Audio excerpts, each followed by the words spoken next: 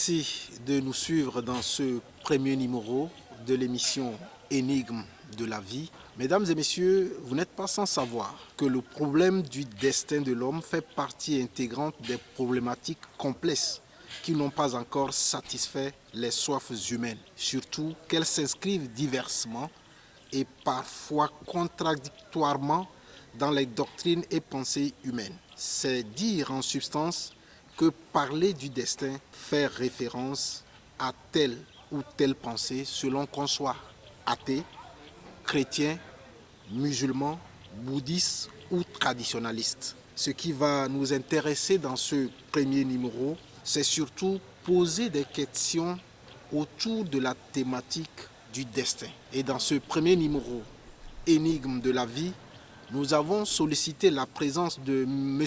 Ramsès II. Il est instructeur spirituel parapsychologue de formation. Bonjour mon frère. Bonjour Monsieur Salif.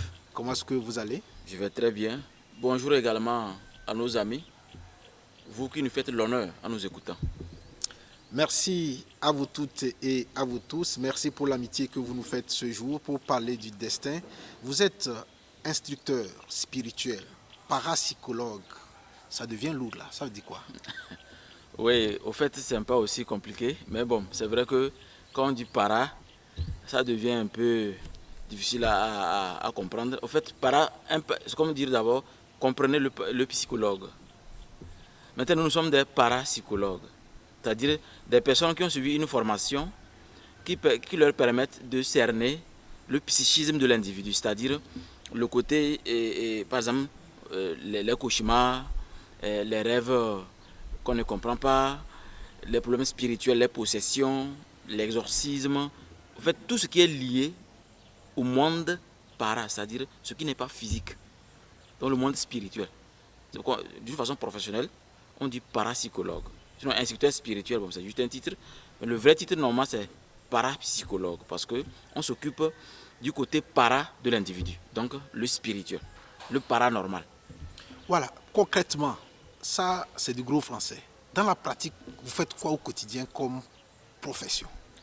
Oui, au quotidien, je suis un conseiller spirituel. D'abord, j'interviens en tant qu'un formateur de développement personnel. Tout précisément, j'invite même nos amis téléspectateurs, les jeunes qui veulent vraiment se cultiver, suivre des formations professionnelles. Je vous conseille d'aller à CIFOP parce que à CIFOP, j'interviens en tant que professeur de développement personnel. Et vous connaissez déjà le développement personnel parce que le développement personnel, excusez de définir ça un peu, le développement personnel, c'est le mode de fonctionnement de l'individu. Le mode de fonctionnement de qui vous êtes réellement. Chaque individu a, c'est comme une notice. Ma manière d'être est différente par rapport à M. Salif, par rapport au caméraman. Donc le développement personnel, c'est très important pour surtout les étudiants, les élèves, pour pouvoir se maîtriser. Ne pas rentrer dans les dépravations, dans une vie débridée, mais une vie vraiment concentrée. Donc un parapsychologue, son rôle, c'est ça. Mais dans le quotidien, je suis un conseiller, j'interviens comme un professeur de développement personnel, mais je suis également un maître spirituel. Excusez le terme, maître c'est un peu dépassé, mais instructeur spirituel c'est mon titre dans la spiritualité, puisque je dirige une école spirituelle. Officiellement, je dirige une école spirituelle. Là, permettez aussi que je vous pose cette question. Instructeur spirituel, c'est quoi le bénéfice pour les autres? Oui, le bénéfice, c'est que, par exemple, un individu peut se réveiller et dire, papa, j'ai rêvé que mon grand frère a fait accident. Papa dit, ok, on va mettre ça en prière et Dieu va faire son travail. Ça dépend de leur croyance. Mais il faut mettre ça en prière. Et maintenant, deuxième jour, effectivement, il y a eu accident. Le papa dit, mais pourquoi l'enfant fait ça, donc ce que je dis, c'est un rêve prémonitoire. Maintenant, ça va se répéter plusieurs fois et maintenant le papa va se lever, il va vouloir comprendre. C'est là que moi j'interviens. Donc pour dire que votre vie que vous voulez pour mieux avancer, c'est dans ça que moi j'interviens. On peut dire d'une façon un peu terre à terre, c'est pas conventionnel. C'est pas un truc qu'on va trouver par exemple à l'hôpital ou dans une école. Nous sommes carrément dans le secteur privé, mais on intervient dans les écoles pour les personnes disons les directeurs et de certains services qui connaissent le rôle. Puisque, également, si une personne fait une demande, on me soumet le dossier pour qu'à travers la graphologie, puisque étant un parapsychologue, je mettrai aussi la graphologie. Donc, du coup, par rapport à son écriture, j'explique au directeur, si tu l'engages, voici ce qu'il est, voici ce qu'il est, voici ce qu'il peut faire en cachette, voici ce qu'il ne peut pas faire, voici son loyauté, son degré de loyauté, ce que la personne est capable de faire. Bref, ce que l'individu cache, c'est ce que moi je sors au grand jour devant l'employeur. Donc pour dire que nous sommes dans un domaine strictement privé, mais nous sommes très professionnels. Parce que le secret professionnel est très important chez nous, parce que ça nous oblige à avoir les clients. Bon, on ne va pas aller sur ce terrain. Je voudrais qu'on le quitte. Mais avant, est-ce que vous pourrez partager vos contacts? Oui, bon, sinon, je crois que j'ai le seul numéro, le 93 14 12 118, pour que les gens, s'ils ont besoin des consultations spirituelles surtout, hein, parce que quand on se réveille, on a mal dormi, c'est bon de savoir ce qui se passe, parce que même la Bible en parle et le Coran en parle, donc je crois que c'est important. Vous faites bien de citer les Saintes Écritures. Vous avez aussi parlé de Dieu. Ça dit que nous sommes l'émanation de Dieu et on se pose la question de notre destinée, de notre destin. Selon vous, c'est quoi le destin? Merci, monsieur le journaliste. Je crois que le destin, à mon humble avis, le destin, c'est une énergie qui est prédestinée avant même votre, c'est-à-dire qui préexiste avant même votre naissance. Le destin, c'est une énergie qui préexiste avant votre naissance. Ça veut dire une énergie qui est maîtrisée par le Créateur, par Dieu.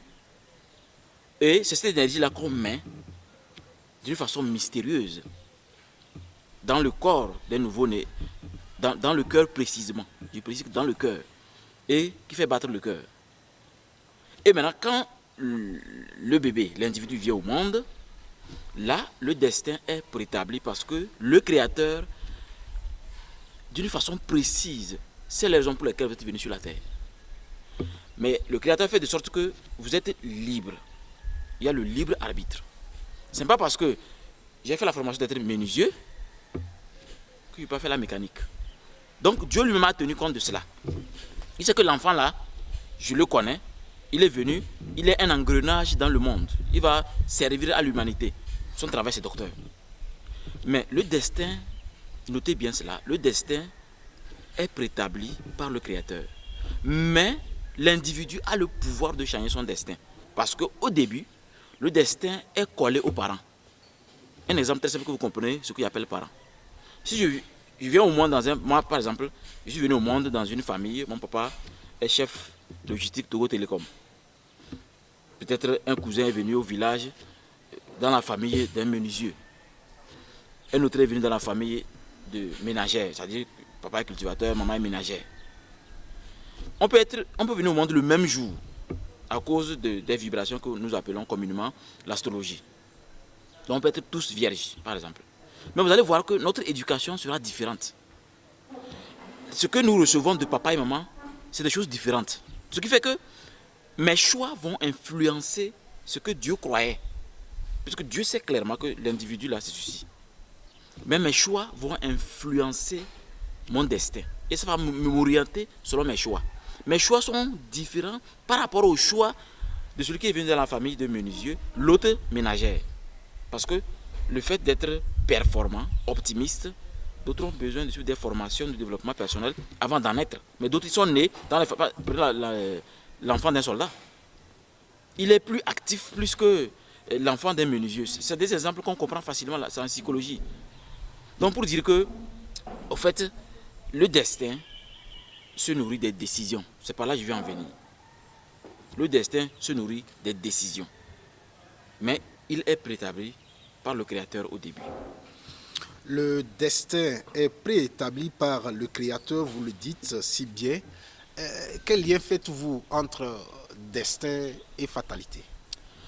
Oui, je crois que la fatalité, c'est une chose, pour moi, à mon avis, en tant qu'instructeur spirituel, le destin, c'est une chose extraordinaire. Parce que le rôle du destin, c'est de vous rappeler que vous êtes sorti de la route. Il y a des gens qui savent que, Il a fait même plusieurs consultations, plusieurs calculs, plusieurs choses qui lui montrent qu'il est né pour ceci. Mais des fois, pour défier, par exemple, un frère ou papa ou maman, il décide que non, moi je vais faire ceci, je vais faire ceci. Jusqu'à ce qu'il a vraiment obligé tout le monde à accepter que c'est ce qu'il veut faire. Ok, papa a dit d'accord, j'ai investi pour ta formation. Voilà maintenant là-bas, chaque jour il a des problèmes. Chaque jour il a des problèmes. Mais le rôle réel de la fatalité, des fois, on peut se retrouver dans un cercueil comme ça facilement. C'est le rôle de la fatalité parce que les gens croient que ça vous tombe sur la tête et on ne peut plus s'en sortir. Non, c'est pas ça. C'est un message en fait. Pour Dieu, Allah, le nom que vous lui donnez, pour lui, c'est un message qu'il vous envoie. Mais vous trouvez que accident grave, c'est le diable, c'est le sorcier. Non, non, non. Ce n'est pas forcément le diable ni le sorcier. C'est plutôt une fatalité divine. Une fatalité, c'est-à-dire, je dirais, un décret divin qui tombe sur vous pour vous rappeler que non, le chemin là, ce n'est pas ton chemin. Dieu t'a déjà montré, tu le sais. Mais la plupart du temps, la fatalité, monsieur Salif, c'est quand tu le sais. Je sais que mon travail, par exemple moi, qu'est-ce que je n'ai pas fait comme formation? Quel dépôt je n'ai pas fait? Parce que mon papa, comme vous comprenez déjà, j'avais fait plein de dépôts, mais je ne comprends pas pourquoi mon papa a un tel bras, on ne m'appelle jamais. C'est quand j'ai fini ma formation en parapsychologie appliquée à Montpellier en France, je me suis rendu compte que, mais c'est maintenant que je comprends que je comprends pourquoi personne ne m'appelle dans le travail dans lequel j'ai postulé.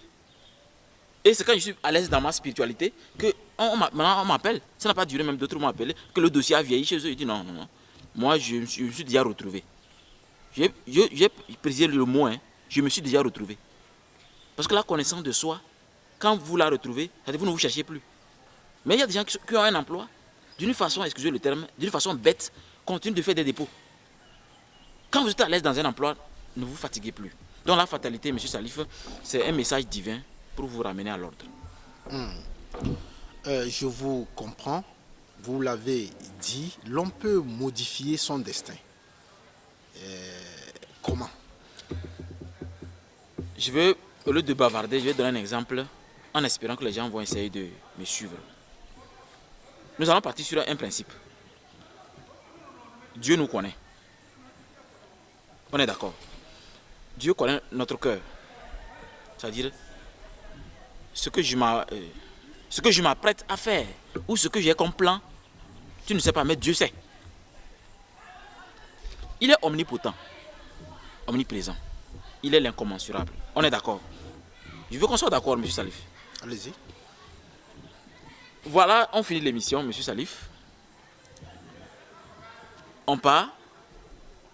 Arrivé à la maison, madame me fait un petit thé, parce que j'en ai demandé. Et au moment venu de manger, j'enlève dans ma poche le produit là. Comment on appelle ça? Le produit, bon, prenons l'exemple que les gens comprennent facilement, le cyanure. Sauf que le cyanure, c'est un grand poison. C'est un grand poison, le cyanure. Donc j'enlève un peu de cyanure, je mets dans mon thé. Donc pour ceux qui peuvent comprendre facilement, le produit des souris, je mets dans mon thé. Et je bois. Et maintenant, je pique une crise. On m'amène à l'hôpital, c'est fini, je suis mort. Est-ce que c'est Dieu qui m'a appelé? Ce n'est pas Dieu qui m'a appelé. Ce principe, Dieu a donné, Dieu a pris. L'Africain doit cesser ça. Il y a des morts causées parce que je suis mauvais envers quelqu'un. Je voulais tuer quelqu'un, il m'a tué. Je voulais envoûter quelqu'un, c'est retourné contre moi. Il y a tant de choses, M. Salif, qui nous reviennent parce qu'on est mauvais. Mais les gens disent, pour se cacher derrière un cocon je ne veux pas trop citer des mots un peu durs, mais sachez qu'on doit cesser ce principe de Dieu a donné, Dieu a pris. Donc tout ce qui nous arrive au quotidien n'est pas l'émanation de Dieu. Non. Pourquoi lui-même va dire, vous avez le libre arbitre de faire le choix, c'est à vous de faire votre choix. Voici ta maison, fais le choix de gérer comme tu veux ta maison. C'est pour vous dire que je peux me lever, je sais qu'on m'a appris, je suis conscient que avant de traverser la route, je regarde à gauche, à droite avant de traverser. Mais moi je ne le fais pas, je mets dans la chaussée comme c'est à moi. Il y a des tas de choses qui nous arrivent parce que nous sommes soit inconscients, soit on n'a pas l'intelligence, ou on n'a pas une connaissance, ou on est mauvais. Mais les gens mettent tout sur le dos de Dieu et ne sont même pas conscients qu'on a le pouvoir de changer notre destin. Mais sauf que quand vous changez votre destin et que le destin dit non, selon les plans de Dieu, c'est ça que vous devez faire, vous allez voir que vous allez vouloir changer, mais ça ne marche pas. Nous connaissons des gens qui, au bord de la mort, sont revenus à la vie. Il y a des gens qui ont fait l'expérience de mort imminente. Il y a beaucoup de choses. Mais les gens n'ont pas tellement d'informations, mais se limitent à des choses qui les envahissent tout de suite dans la société. Eux n'ont pas le temps d'analyser. Alors qu'avant d'analyser, il faut être capable de comprendre. Les gens ne comprennent pas la vie. Voilà pourquoi on a pu, cette nouvelle émission est créée, les énigmes de la vie. Pour qu'on puisse décrypter les choses. Au fait, c'est pour vous réveiller. Il n'y a rien de nouveau, ce que nous faisons. C'est pour juste réveiller les gens, pour dire que ce qui se passe en réalité dépend de nous-mêmes. Voilà. Ce qui se passe en réalité dépend de nous-mêmes. Est-ce qu'aujourd'hui on peut affirmer que nous sommes maîtres de notre destin? Un individu qui n'est pas maître de son destin, mais doit continuer à chercher alors la maîtrise de soi, la connaissance de soi, pour en être maître de son destin. Beaucoup, au fait, il ne faut pas qu'on mélange les pédales. Il y a des gens qui sont en train de souffrir sérieusement. Rien ne va. Bon, je ne sais pas ce qu'ils appellent rien ne va. Hein. Rien ne va. Selon moi, je suis à pied, je suis très heureux plus que celui qui a hélicoptère, jet privé. C'est pourquoi ils disent parce que ce que les gens appellent rien ne va. Chacun a sa définition de rien ne va. Mais sachez que l'individu qui dit que rien ne va, quand vous l'analysez, monsieur Salif, vous allez vous dire, mais mon frère, tu as du travail. Tu as du travail sur toi. Pourquoi tu dis rien ne va alors que tu dors? Est-ce que vous savez qu'il y a des gens qui crient sur les toits qu'il n'y a pas de travail au Togo alors qu'ils n'ont même pas CPD? C'est eux qui font vraiment du bruit mais n'ont pas CPD. Donc je crois que nous avons besoin d'analyser vraiment notre vie. C'est nous qui font que l'Afrique n'avance pas. Chacun, nous sommes dans un univers où c'est un engrenage, je le répète. Tout le monde est utile, même le cordonnier. Il faut juste faire bien son travail. Et vous allez voir que vous êtes plus que utile.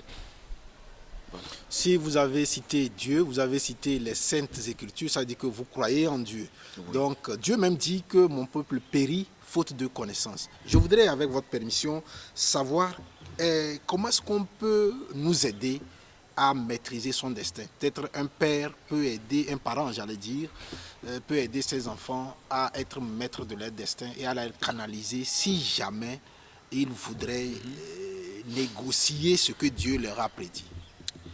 Oui, ça c'est un peu plus facile. Je vais prendre les deux saintes écritures qui envahissent l'Afrique actuellement. La Bible et le Coran dit que tout a été descendu pendant la nuit quand le prophète était endormi. Les inspirations les plus importantes sont venues pendant la nuit. Le Coran était clair. Même il a été dit dans une sourate spéciale, le Coran est descendu par les rêves dans la nuit. Si je prends la Bible, Job 33, versets 14 à 18, il a dit ceci. Quand le soleil est couché et que l'individu est endormi, je viens lui révéler ce qui va se passer la veille afin qu'il puisse éviter la fausse. Je suis sûr que certains chrétiens seront étonnés de cette partie. Je viens de leur révéler ça. C'est la Bible qui dit ça. Si ce n'est pas important, pourquoi vous rêvez alors? Dieu lui-même a déclaré que lui vient vous révéler afin que vous évitiez la fausse. Monsieur Salif, est-ce que tous les chrétiens sont au courant de cette partie? Je ne suis pas sûr. Donc je crois que quand un individu, par rapport à votre question, a une situation dans sa vie, je conseille plutôt de se référer à ses parents. Parce que c'est vos parents qui sont mieux placés, selon l'expérience, de vous orienter, pour vous donner des conseils, pour vous dire, par rapport à ta vie, par rapport à tes besoins, ou bien à tes rêves, ou ce qui se passe dans ta vie, je te conseille de faire ceci, ceci ou cela. Au cas contraire, sachez que nous sommes là pour vous orienter à résoudre ces énigmes. Vous imaginez, un jeune peut se réveiller, une mouche bleue, je précise bien une mouche bleue, vient s'asseoir sur son doigt ou son habit. Et il prend comme ça le plaisir de dire à son papa. Mais alors que beaucoup ne le font pas, c'est rien du tout. Beaucoup m'ont contenté comme ça. Mon fils dit qu'une mouche est venue rester sur lui. Ce que ça veut dire. Et je lui ai expliqué. Mais les gens croient que c'est des trucs, c'est des réalités. Voilà une expérience que je vais vous donner. Vous vous réveillez matin, vous voulez voyager. Ou bien vous avez des courses à faire. Et une mouche bleue, je précise une mouche bleue, ou bien une mouche grosse, vient s'asseoir sur votre pare-brise ou votre moto. Ça veut dire qu'il y a accident qui est prévu. Mais pas par Dieu. Accident prévu par le mal. Le mal est une énergie qui existe, qui a des serviteurs. Et il y a des messages, des Oui, prémonitions. j'allais même vous poser cette question. Est-ce qu'il y a d'autres forces exogènes qui peuvent influencer le destin? Oui, monsieur Salif, il y en a plein. Quand ces forces spirituelles, exogènes influencent, le message le plus rapide, c'est ce qui est autour de nous. Mais les gens ne considèrent pas papillon. Les gens ne considèrent pas la mouche, la fourmi, le criquet, la menthe religieuse. Monsieur Salif, c'est un message très simple. C'est comme avant de voir le président, mais je ne quitte pas comme ça aller à la présidence. Il y a un protocole. C'est la même chose sur le plan spirituel. Mais les gens ne le savent pas. Donc ces forces-là, tellement vous influencent que si vous ne vous réveillez pas, je vous assure, monsieur Salif, ces forces-là vont créer des tourbillons dans votre vie. Jusqu'à ce que vous dites que c'est ma tante, c'est mon oncle, alors que c'est faux. Selon vos décisions, selon vos choix dans la vie, selon vos actes, vous avez créé, dans notre langage spirituel, on dit des larves, qui sont devenus des esprits qui vous fatiguent. Voilà. Oui, vous l'avez dit, hein, avant d'être actif, il faut passer par l'instruction, il faut passer par l'école. Et après le bac, ou bien après un cycle donné, il va falloir l'orientation. Voilà le mot que je cherchais. Est-ce que dans l'orientation, vous jouez un rôle? Dans l'orientation, je joue vraiment un grand rôle. Ça, c'est au niveau même scolaire. Voilà, c'est de ça que je veux parler. Au niveau scolaire, bon, je le fais en cabinet, mais là où je fais le plus que les élèves me connaissent, c'est à CIFOP. C'est à CIFOP. Un élève qui doute même de sa formation, je peux le réorienter. Dis à ton papa, ok, comme tu as déjà versé la moitié de telle formation, tu peux augmenter pour que je change de formation parce que telle formation est plus en harmonie avec mes besoins. Je ne dirais pas côté spirituel, non, besoin. Parce que moi, je comprends l'individu. Le mot comprendre, il faut le cerner en grand caractère. Je comprends l'individu et je lui oriente selon la compréhension de son aura, c'est-à-dire sa vie spirituelle. Et c'est là maintenant l'individu dit à papa ou dit à sa femme, voici la nouvelle stratégie que nous allons mettre en place, voici ce qu'il faut faire pour qu'il n'y ait plus telle chose ou telle chose. Donc l'orientation, je joue un rôle vraiment capital dans l'orientation des jeunes et des couples. Là, oui, là, vous l'avez dit, CIFOP ou en cabinet. Moi, j'ai mon enfant. Soit j'ai envie qu'il devienne médecin, j'ai envie qu'il devienne un magistrat, Oui. j'ai envie qu'il apprenne la menuiserie ou la maçonnerie, mais lui veut faire autre chose. Est-ce que je peux solliciter vos services à la maison pour échanger avec vous afin que ça ne bouscule pas trop sa vie dans l'avenir? Oui, ça c'est un bon parent. Parce qu'il y a des parents qui ne pensent même pas à ça. Alors que c'est très important. N'obligez pas les enfants à faire des formations parce que comme j'ai tel bras long dans tel domaine, on va l'aider à trouver vite du temps. Essayez de voir ce que l'enfant a besoin. Sinon, au niveau du foyer, oui, on me fait appel. Et ça, c'est même impératif. Parce que là-bas, c'est encore plus rapide. Je viens, je m'adapte d'abord à l'enfant, je lui fais comprendre certaines choses. Et on va voir. D'abord, je vais essayer de voir lui-même ce qui lui correspond le plus. Parce qu'il y a toujours des alternatives. Si papa veut que tu fasses ceci, parce que là-bas tu peux trouver vite un emploi, peut-être que papa est à la retraite, il veut vite que tu travailles avant qu'il ne meure. Donc on peut essayer de le faire comprendre certaines choses, mais on peut corriger son étoile, c'est ça le problème. On peut corriger l'étoile, pour que même si vous n'êtes pas destiné à être médecin ou magistrat, vous pouvez le devenir. Ça se corrige. Donc il y a toujours des alternatives, mais l'importance est de faire comprendre, de faire appel à nos services, qu'on puisse vraiment aider l'enfant à être vraiment bien orienté. On parlait du destin, vous faites intervenir étoile. Quel lien y a-t-il entre destin et étoile? Oui, c'est Android. J'utilise pour appeler. Mais je peux allumer une torche pour te torcher. Tu vas chercher quelque chose dans l'obscurité. Alors que ce n'est pas son rôle premier. Son rôle premier, vraiment, comme chef d'urgence, c'est ça, avec ça. Donc c'est pour dire que l'étoile torche le destin. C'est pourquoi quand quelqu'un meurt, vous voyez une étoile filante. Ou une personne importante, un président, un roi, un chef, ou une personne simple. Hein. Parce qu'il y a des gens qui ont un destin magnifique. Même il y a des gens qui meurent, le ciel s'assombrit. Tout le monde le sent. Les choses changent. C'est comme notre fait président, la nation était bizarre. Il y a un vieux au village, il y a ton grand-père, il y a quelqu'un. C'est toujours comme ça. Il y a toujours chacun a son signe. L'étoile est là. Ce que je fais là, je bavarde inutilement. Ma vraie vie, elle est invisible. Et ça s'explique même scientifiquement. La physique quantique dit la matière là, c'est 1%. L'invisible, 99%. C'est pourquoi l'invisible, le spirituel, que vous le voulez ou pas, le spirituel va toujours vous influencer, vous dominer. Jusqu'à ce que vous compreniez et que vous vous réveillez, vous maîtrisez le spirituel et votre vie est magnifique. Donc pour dire que c'est toujours le monde spirituel qui a le pouvoir sur le monde physique.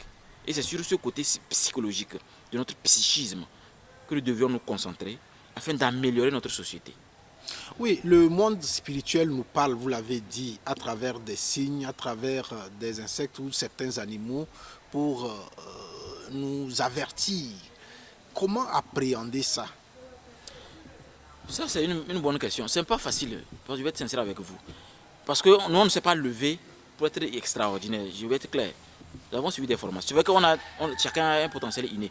Mais nous avons suivi une formation qui nous permet de le savoir.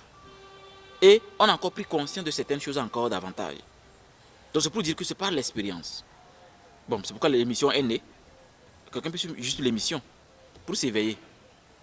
Parce que quand il va suivre l'émission, il prendra conscience. Et il va commencer à analyser sa vie. Mais ce qui est important, M. Salif, je précise que l'individu doit essayer chaque soir de faire ce que j'appelle l'introspection. Il doit avoir un cahier personnel. Bon, disons le journal.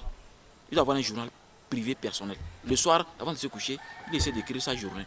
J'ai passé une journée, j'ai remarqué que... Parce que c'est très important pour vos enfants. Ce que j'ai fait là, je n'allais même pas être meilleur si mon papa n'existait pas. Vous imaginez, j'ai vu un cahier de mon papa quand il n'était pas encore né. C'est pas magnifique.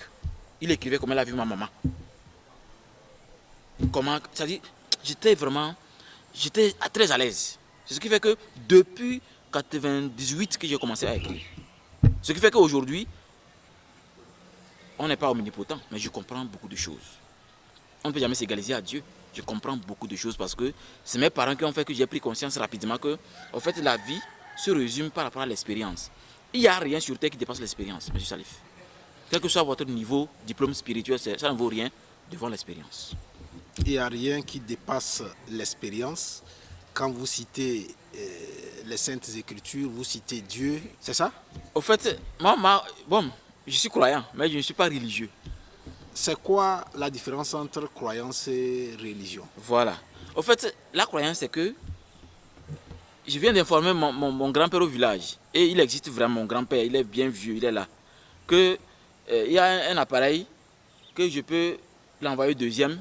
Quand je l'appelle, on se voit, on parle comme si je suis à côté de lui. Il me voit, je parle, je fais des gestes.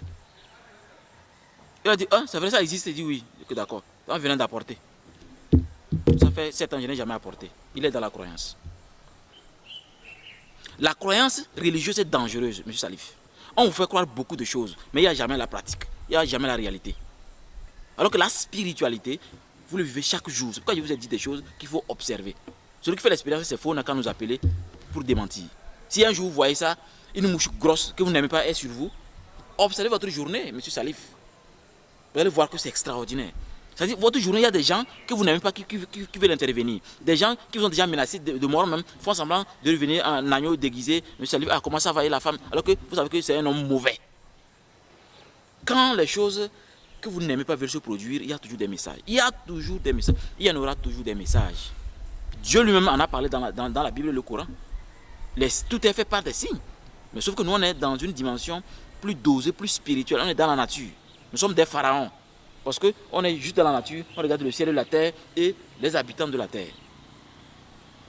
Donc le spirituel n'est pas un religieux. Ce n'est pas une religion. Bon, maintenant, votre façon de voir le destin et ce qui est écrit dans la Bible, dans le Coran, y a-t-il une différence? Monsieur Salif, je vais essayer de retourner faire ce que je devais faire depuis. Quand on a commencé l'émission, je devais vous amener sur une dimension. Vous savez, la Bible et le Coran ont été copiés chez nos ancêtres les Noirs, les Africains, dans l'Égypte antique. Parce que c'était le seul peuple. Je ne dirais pas que Égyptien. Quand je dis le seul peuple, je parle du noir, de la peau noire. C'était le seul peuple qui a une spiritualité tellement saine que ils ont créé tout ce qui existe. Les mesures, les mathématiques, tout ce qui est scientifique. Même les égyptologues ont découvert, M. Salif, dans la grande pyramide de Gizeh, des dessins de l'ampoule. Pourtant, dans l'Égypte antique, il n'y avait pas des ampoules. Tout ce qu'on invente aujourd'hui, il y a ça déjà dans l'Égypte antique. Il y a ça, allez taper juste sur Google, vous allez voir. Et pour vous sortir encore le gros lot, Yves Coppens, le paléontologue français, a dit, je cite, « Au début de la création, tout le monde était noir. » Et le journaliste lui a posé la question, « Mais comment est-ce possible? Et vous, les Européens ?» Il a dit, « Nous, Européens, nous avons subi la glaciation, plus de 2000 ans. C'est ce qui a décoloré notre peau. Et donc, cette peau noire, c'est la mélanine, une dose acceptable de la mélanine, qui fait que nous avons une peau noire. Donc, la peau originelle, et encore, ces scientifiques disent, il est bien blanc, c'est pas noir, c'est blanc. Quand bien même que Cheikh Anta Diop a déclaré ça avant lui, on a enterré Cheikh Anta Diop sans le populariser, mais juste le français, bon, disons comme ça à l'ère de l'informatique, il est popularisé, c'est lui qui a déclaré ça. Tout le monde était noir. Vous imaginez aujourd'hui un Africain, est-ce qu'un Africain sait que au début de la création, tout le monde était noir et que nous avons gardé toujours la peau noire? Comment une religion peut dépasser nous, notre spiritualité? C'est pas possible. On a copié la Bible et le Coran que chez nous. Donc vous doutez de ces écritures? Je ne doute pas. Je suis certain qu'ils ont plagié. Je ne doute pas. On ne peut pas douter. C'est une mathématique que je peux prouver. Je peux prouver cela. Puisque les scientifiques l'ont déjà démontré. Ce que les Africains ne le savent pas.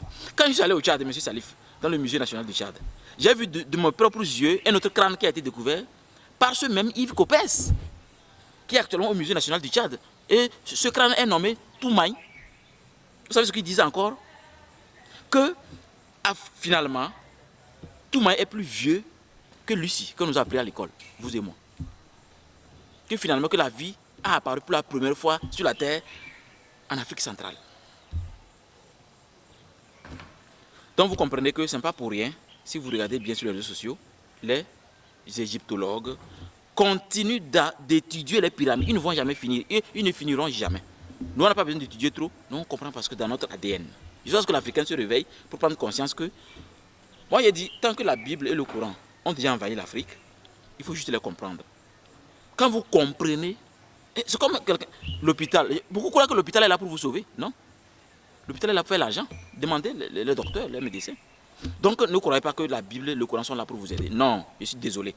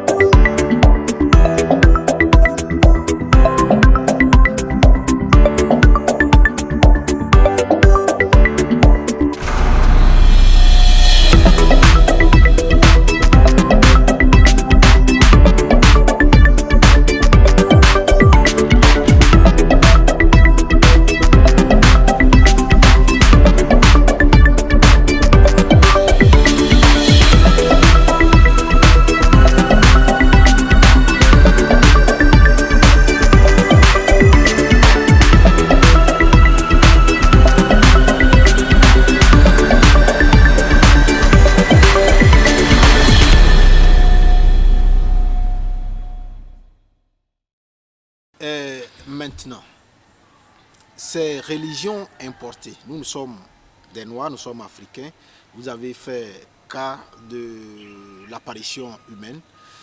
Souvent, chez nous, quand on a un souci, on va consulter l'oracle pour voir à quoi nous sommes destinés demain. Ce problème-là est lié à quoi? Ça rentre dans le destin. Quel est votre point de vue par rapport? Oui, par rapport à ça, c'est une chose très importante vu que même la plupart, même dans l'Antiquité, il y a certains, pardon, comme par exemple Napoléon, avant d'aller à la guerre, consultait l'oracle. Et tout ceci, ils ont pris ces mystères dans l'Égypte antique parce qu'ils ont commencé à piller l'Égypte il y a très longtemps, très longtemps. Ils ont même débusqué tellement de choses là-bas. Mais en Afrique ici, je ne dirais pas que je vous dirige d'aller consulter, mais sachez que c'est impératif de savoir qu'est-ce qui ne va pas dans ma vie. Et j'ai toujours conseillé aux gens d'être vraiment traditionnels.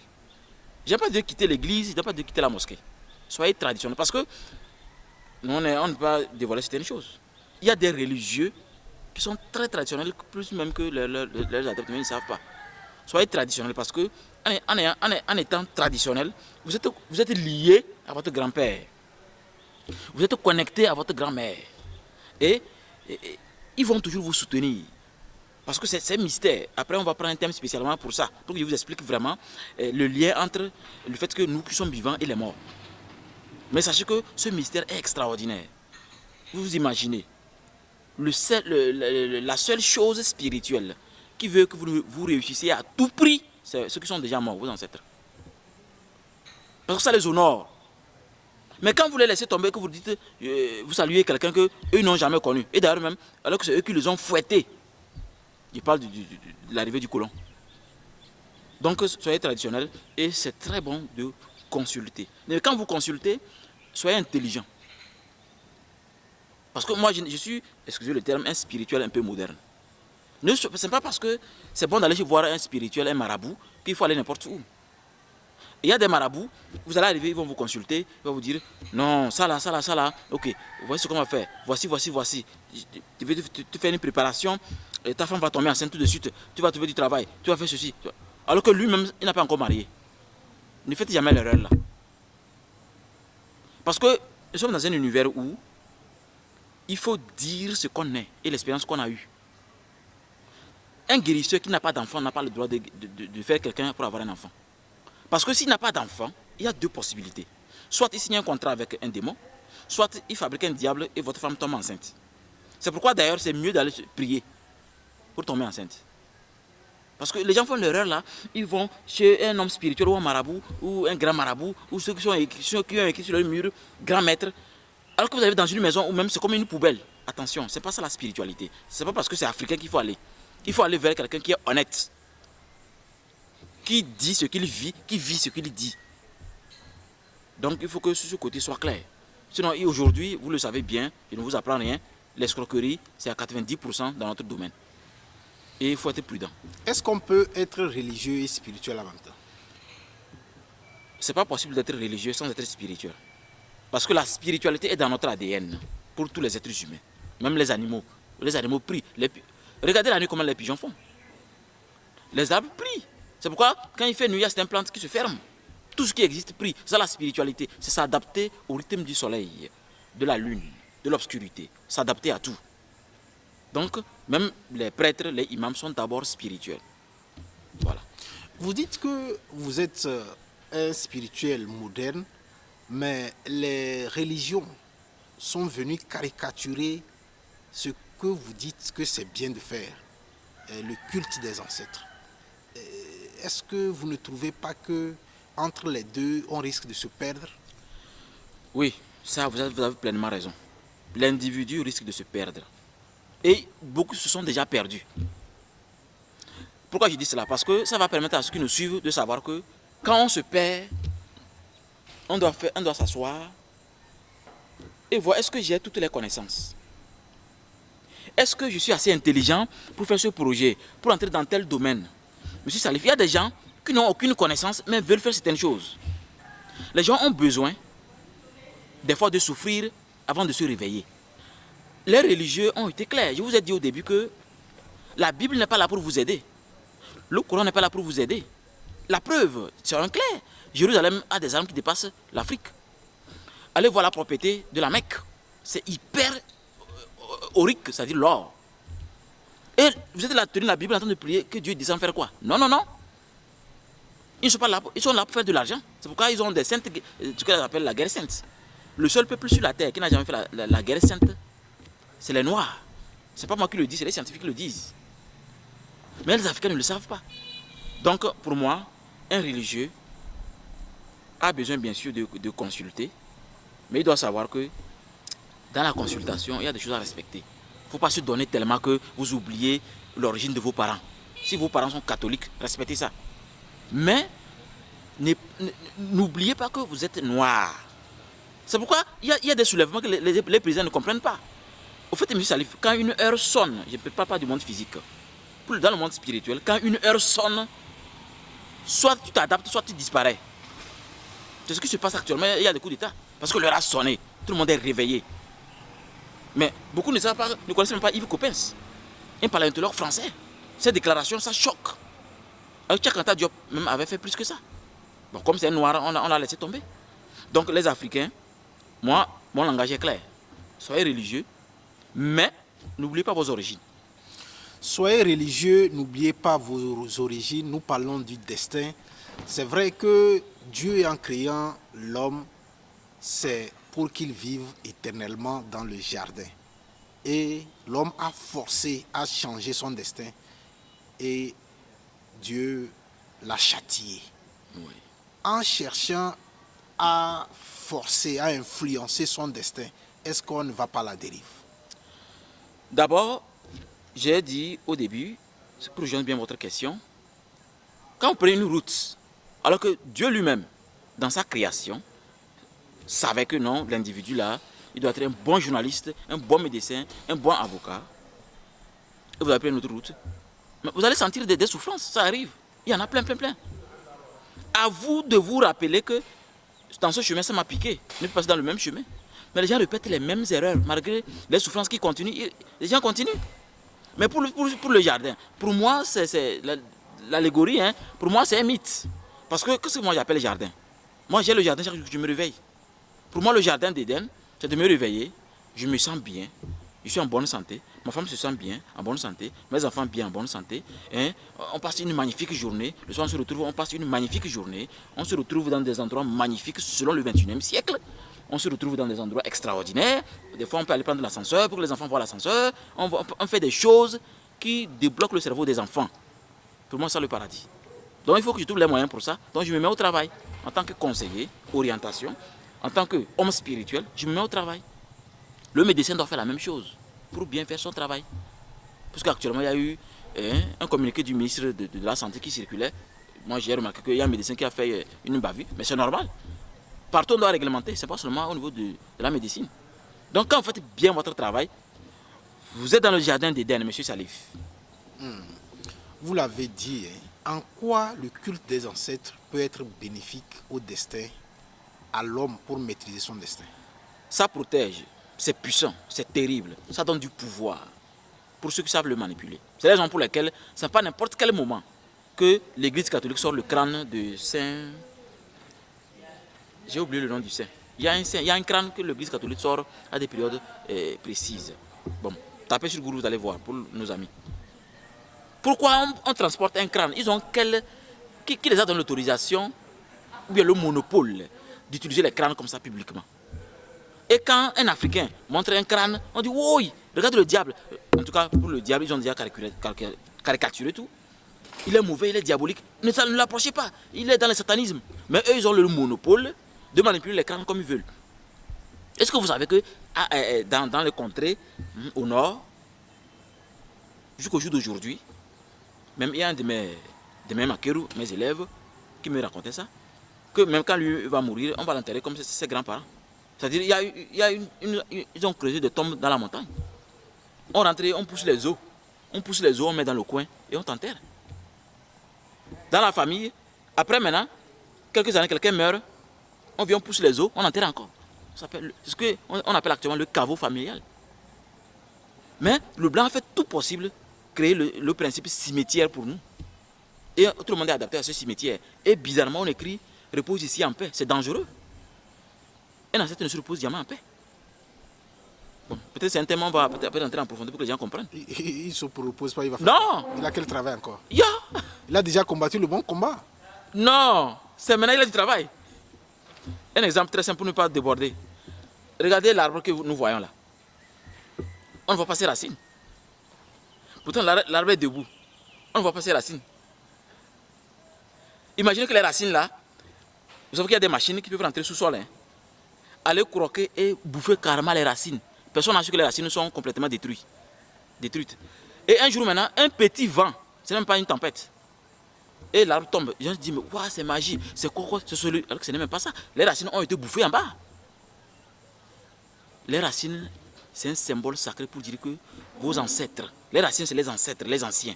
Le tronc, c'est les grands-parents. Les branches, c'est les parents. Les feuilles, les fruits, c'est les enfants. Les ancêtres, monsieur Salif, sont préoccupés, sont pressés que vous réussissez. Parce que c'est un honneur pour eux. Ma grand-mère me disait, ma tante plutôt me disait, Ougaya, Angal Paul, Tiyil, Ntagben, Beter Tebo. C'est-à-dire, elle disait tout simplement que de s'aimer tellement en famille, pour que notre nom ne disparaisse pas. Vous savez pourquoi elle dit ça? Parce que le colon les a trop fatigués. Ils ont vécu le temps du colon. Parce qu'on a décimé des familles. On a fait disparaître des familles comme ça, qui n'existent plus. Que notre nom grandisse. Pourquoi c'est pour rien? Certains présidents font tout possible pour que leurs enfants restent au pouvoir. Le nom est sacré pour les anciens. Et c'est ce que tes grands-parents sont en train de souffrir. Que M. Salif devienne le plus important. Quand un diable fait quelque chose, c'est eux qui ramassent. Quand un envoûtement vient, c'est eux qui prennent. C'est quand vous déclarez verbalement, parce que le verbe est fort. Je ne veux pas mes ancêtres, je ne veux plus, je donne ma vie à Jésus, qu'eux ils vous laissent tomber. Parce que d'ailleurs, vous ne les nourrissez pas. Après, on va prendre le thème du sang pour revenir sur ça. Donc, pour dire que les ancêtres sont très importants, M. Salif. Vous l'avez dit que dans le spirituel, il y a des heures. Et quand une heure sonne, on est obligé de s'adapter. Aujourd'hui, l'Afrique connaît beaucoup de tumultes. Nous sommes dans quelle heure? Nous sommes l'heure du changement cosmique, appelée encore l'heure du Verseau, l'heure de la connaissance, l'heure de l'explosion de la connaissance. En fait, la connaissance, c'est le pouvoir. C'est pourquoi, dans le temps, les empereurs, les rois étaient vraiment bien dans leur peau. Parce qu'ils ont la connaissance, ils ont beaucoup de choses.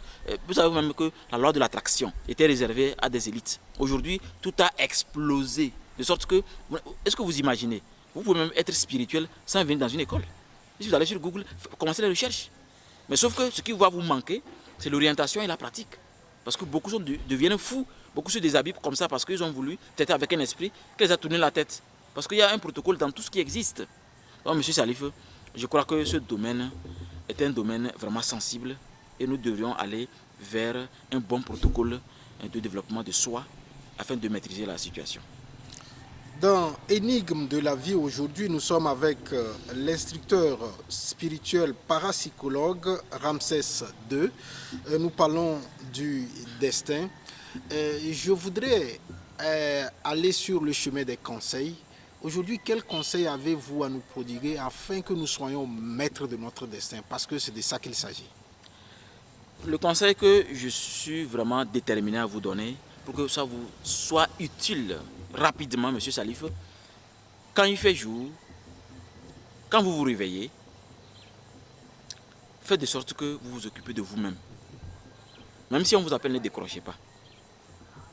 Je vais être clair, qu'est-ce que j'appelle occuper de vous-même? C'est-à-dire, quand on ouvre les yeux, c'est bien de remercier Dieu, d'être reconnaissant, d'être revenu à la conscience. C'est réel, hein? Faites-le. Et maintenant, ne vous levez pas tout de suite. Essayez de recenser votre esprit. C'est-à-dire, qu'est-ce que j'ai rêvé même? C'est-à-dire, aller à la recherche est important. Dieu aime ceux qui vont à la recherche de leurs rêves. C'est comme ça que vous allez voir que, même en pleine journée, un rêve, vous voyez comme ça, chut. Vous allez voir que, ah oui, j'avais rêvé ça. Hein. C'est comme le monsieur là, je l'ai rêvé avant qu'il ne me parle. C'est-à-dire, des déjà vu, des sensations, le déjà senti, déjà vu. Tout ça là, c'est des réalités. Donc faites de sorte que vous vous occupez de vous-même. Même si vous ne voyez pas ce que vous avez rêvé, levez-vous doucement, bien sûr. Allez vers vos toilettes, faites votre toilette et venez faire votre prière. Après la prière, après vos méditations, vous allez maintenant aller faire le sport. Le sport maintenant, vous douchez et vaquez à vos occupations. Il faut toujours se lever tôt. De sorte que ce ne soit pas quelqu'un qui vous réveille. Les gens veulent être importants, veulent réussir leur vie, veulent être à l'aise. Mais c'est les gens qui les réveillent sur le lit. C'est pourquoi vous allez toujours avoir des problèmes, des soucis. Parce que vous n'arrivez pas à vous auto-gérer bien, à vous occuper bien de vous-même. Moi, j'ai fait une fois une chose qui a étonné ma femme. C'est bien que je me réveille tôt, mais quelqu'un est venu tôt, encore plus tôt. Peut-être parce que le jour-là, je rêvais trop, j'étais dans un voyage assez plus profond.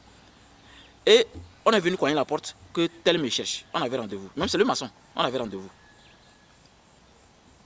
Parce que quand ça a cogné, il dit c'est qui? Et on a dit, c'est pourquoi on a cogné. Il dit, où que j'arrive? Donc ce que j'ai fait, Je me suis recouché pour dormir, retrouver mes rêves, me réveiller et me saluer. Qu'est-ce que moi je fais quand je me réveille? Je salue M. Ramsès. Je salue M. Ramsès. Je regarde le miroir et je dis, ah, tu es un peu vilain, hein. Il faut que tu te douches. En réalité, puisque moi je suis spirituel, je suis éternel, c'est M. Ramsès qu'on va enterrer un jour. Donc je commence à préparer mon esprit, mon âme, mon corps, à accepter une évidence plus puissante. Donc occupez-vous de vous-même. Faites de sorte que, après s'être occupé de soi, vous pouvez vaquer à vos occupations. Mais il y a des gens, on les réveille sur le lit. Ils ont un rendez-vous, ils oublient le rendez-vous. Pourtant, le rendez-vous était prévu depuis. Et, c'est-à-dire, ça devient une attitude qui crée un comportement. Alors que le comportement est la seule chose qui nourrit le destin. Puisque dans le comportement, on répète les mêmes choses. C'est ce qu'on répète qui nourrit le destin. Et ce destin n'est rien d'autre que vos choix. Donc, c'est comme désinstaller un ordinateur. Changez vos manières, installez de nouvelles applications et vous êtes performant. Voilà. C'est vrai que nous parlons du destin, mais ce que vous dites là m'amène à vous poser la question de ce que nous appelons entre griffes l'heure africaine. Donc c'est un mauvais comportement. En fait, j'ai toujours rencontré l'heure africaine partout. Même moi, je ne respecte jamais l'heure africaine. L'heure africaine où il faut arriver, des fois en retard, des fois des trucs. Ça, c'est dans leur sang. Moi, je suis né, j'ai reçu une éducation où la seule manière, j'ai dit ça à mes enfants, hein, la seule manière d'être premier dans la société est d'abord d'être premier dans son propre univers. Dominer ses sensations, ses émotions, c'est de se réveiller tôt. Je vais vous dire une chose. Les gens veulent être à l'heure, mais ne savent pas que pour être à l'heure, il faut quitter avant l'heure. Pour être à l'heure, il faut quitter avant l'heure. Donc l'heure africaine, heureusement qu'ils ont bien caricaturé que c'est l'heure africaine. C'est pourquoi l'heure africaine n'avance pas. Il faut changer ça. Si dans les réunions, les gens arrivent à l'heure africaine, mais on leur fait deuxième réunion, on leur dit clairement ce qu'on a déjà fait. Vous n'étiez pas là, on leur fait deuxième réunion. Et c'est de la même manière dans la société. Pour les projets, les business, vous aurez toujours deuxième place. Au lieu d'avoir première place. Voilà. On va aller vers la clôture. Comment appliquer la maîtrise de soi, la maîtrise de son destin à la réussite à la vie? Ça, il faut d'abord commencer par s'auto-diagnostiquer.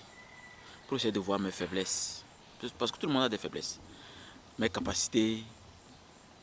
Quand il y a des capacités, je ne parle pas de diplôme. Hein. Votre manière d'écrire, intelligence, je ne parle pas de ça. Je parle de votre capacité à analyser les choses, à comprendre les choses, à accepter l'autre. C'est ça qui est important, l'acceptation de l'autre. Alors que le terme accepter, même je vois que des fois, le gouvernement parle de ça. Cohésion sociale, acceptation de l'autre. Mais on n'enseigne pas l'origine même de ça. L'origine de l'acceptation de l'autre, c'est la compréhension. Comprendre, monsieur Salif. Si vous ne me comprenez pas, on ne pourra pas s'échanger. Si nos amis, téléspectateurs, internautes, ne nous comprennent pas, on ne peut pas s'échanger. Donc la compréhension est très importante. Comprendre l'individu dans son choix permet de l'aider. Mais il y a des gens qui ne veulent pas comprendre l'individu. On commence à juger l'individu, on le salit, on le dit les ceci, les ceci. Il est dans son coin, mais il continue. Mais nous, on n'est pas dans ça. Nous, on analyse l'individu bien, on essaie de comprendre l'individu, son mécanisme. Même s'il faut donner notre avis, parce que c'est obligé, je donne mon avis, mais à la fin, il dit il a quand même quelques bons côtés. Parce que tout le monde, nul n'est mauvais à 100%. Donc là, il faut que les gens essayent de faire des efforts pour se comprendre. Ne cherchez pas dehors. Les gens perdent trop du temps. Les gens s'attirent des foudres et des malédictions en s'occupant des casseroles des autres. On a tellement à faire sur nous-mêmes. Qu'est-ce que vous avez le temps à parler de quelqu'un? Ça n'a pas de sens. L'être humain est un univers extraordinaire. Un univers dans lequel il faut découvrir beaucoup de choses. Donc il faut s'étudier, se découvrir vos capacités. Est-ce que vous avez des rêves prémonitoires? Est-ce que vous avez des capacités mystiques? Il faut vous découvrir. Commençant par l'astrologie, vos signes, votre comportement. Il y a beaucoup de choses. Et je crois que dans ça, l'on va pouvoir commencer à faire l'expérience de sa vie en essayant de noter ce que j'ai vécu dans la journée, ce qui s'est passé au fur et à mesure. Vous allez vous améliorer parce qu'en écrivant, vous vous améliorez. Vous allez voir qu'il y a des choses que vous n'allez plus répéter parce que tel comportement me fatigue. Voilà. Voilà, dans ce premier numéro Énigme de la vie, Ramsès II nous parle du destin. Monsieur Ramsès II, nous sommes pratiquement à la fin de cet entretien. Qu'est-ce que vous aviez voulu dire par rapport à ce thème, le destin, que mes questions ne vous ont pas permis d'en parler? Voilà, merci beaucoup. Je voulais juste rappeler aux Togolais, à l'Afrique, à l'humanité tout entière, que au début des civilisations, il y a eu toujours des guerres. Parce que quelqu'un s'est levé et a voulu écraser les autres. La seule chose qui a aidé cette époque, les gens, c'est les alliances. Il y a toujours eu des alliances depuis la nuit des temps. Et on ne s'allie pas à n'importe qui. C'est équivaut au gouvernement, on ne s'allie pas à n'importe qui. Parce que la capacité de choisir, normalement, n'est donnée qu'à ceux qui peuvent comprendre. Alors que quand on dit quelqu'un peut comprendre, c'est une personne qui est née dans le contexte analytique, qui sait analyser les choses en profondeur avant de juger, avant de commencer à dire des choses qui ne sont pas bien. C'est quelqu'un qui sait analyser les choses, qui sait observer attentivement, qui sait s'adapter, mais ne rentre pas dans des jugements qui peuvent changer son état d'esprit. Parce qu'il doit être toujours concentré sur un état d'esprit qui lui permet d'être super, d'avoir une bonne maîtrise de soi. Et jusqu'au jour d'aujourd'hui, les alliances continuent. Parce que certaines peuvent faire de bons choix et ont une force acceptable. Comme par exemple, Poutine est quelqu'un que d'autres peuvent décider de s'allier. Ce n'est pas nouveau. Beaucoup croient que c'est quelque chose. Non, ce n'est pas nouveau. Depuis la nuit des temps. Donc c'est pour vous dire que le choix qu'on fait change ce qui nous attend demain. Monsieur Salif et moi, on se connaît très longtemps. On a travaillé ensemble depuis Radio Tchaoudio. Mais vous ne savez pas comment je suis arrivé à Radio Tchaoudio avant de vous connaître. Aujourd'hui, nous sommes jeudi. Peut-être, comment on s'est rencontrés aujourd'hui, ce qui nous attend demain, d'une façon extraordinaire, magnifique, peut se modifier parce qu'on s'est rencontrés. On s'est échangé, on a eu des connaissances qui ont ouvert notre esprit. On a gagné des expériences. Donc c'est pour vous dire que votre destin vous appartient. Vous le changez par vos choix et vos décisions. Je vous remercie. Votre destin vous appartient, vous le changez par vos choix et vos pratiques. Merci de nous avoir suivis. Nous vous retrouverons très prochainement dans un second numéro de Énigme de la vie. Monsieur Ramsès II, vous êtes instructeur spirituel parapsychologue. Merci pour nous avoir accordé de votre temps. Merci également à vous pour d'être présent. Bye bye et puis à la prochaine. À la prochaine.